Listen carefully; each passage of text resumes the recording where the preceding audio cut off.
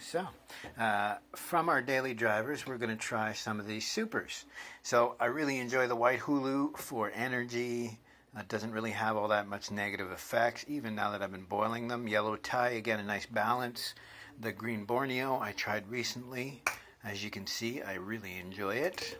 Again, I like a balance of energy and pain relief.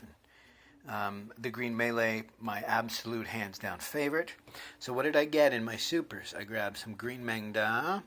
I grabbed some gold Meng Da. Again, just play with some golds. I haven't played with Meng Da in a long time, and I haven't played with any golds besides the Bali in well over a year, maybe longer. Grab some green Borneo super again, right? Because they don't have the yellow Thai and the white hulu in the super. So I went with some balanced and some new to me. The other super is the super green Malay. So that's what I've gone and done. I've made myself a pot of steeped green Malay, same as I normally would, 2 tablespoons, so I can compare it to the regular green Malay and see. So long story short, what is super? They claim it to have higher alkaloid content. I don't really worry too much about that, but in this case, the cost was, I don't know, 5% more. And so if they're just selecting nicer leaves or maybe less stem and stuff like we'd see in old brick weed, right? I mean, if they select it to be more of the leaves, then overall it is going to be a higher quality product. But I thought, why not? Since I have hundreds of people following now, which blows my mind, but hundreds of people following for the information on kratom. So here I'm going one step further. So I will spin you around. Oh, no, hold on. So here is, before I made this new pot of super green Malay, this is what was left of the plant material. So instead of drinking the plant material, because again, my body is going to extract a certain amount, but they don't recommend us. Some people do the toss and wash, which they throw a teaspoon of the kratom and then swallow it down. I don't know if you're going to get the full alkaloid extraction, because when we go back to Thailand, Indonesia, Vietnam, where they use kratom, they boil it.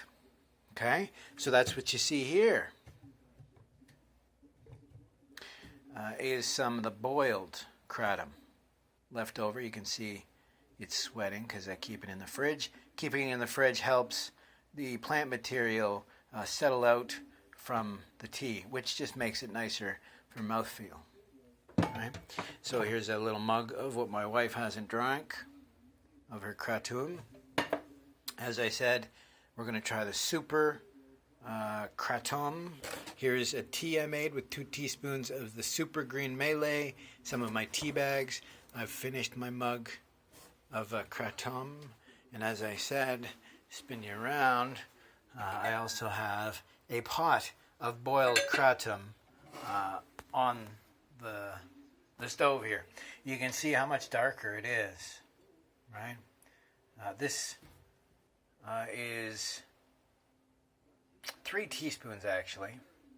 So I was experimenting with this, but what I did is I added as the 3rd teaspoon, it was some gold Bali, because I'm going to start experimenting by throwing in a little gold, get a little more anti-inflammation, some chill, because relaxing, even though it doesn't help with the fatigue, it certainly might help with mood and inflammation, right? So I'm just giving it a try. So again, this was a pot of 1 teaspoon of a green, 1 teaspoon of a white or a yellow or another green. And then now I've added a little bit of gold just to see. Ooh, 420.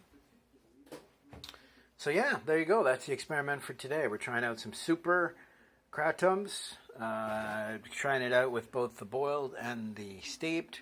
And I just talk a lot, so you have a fabulous day.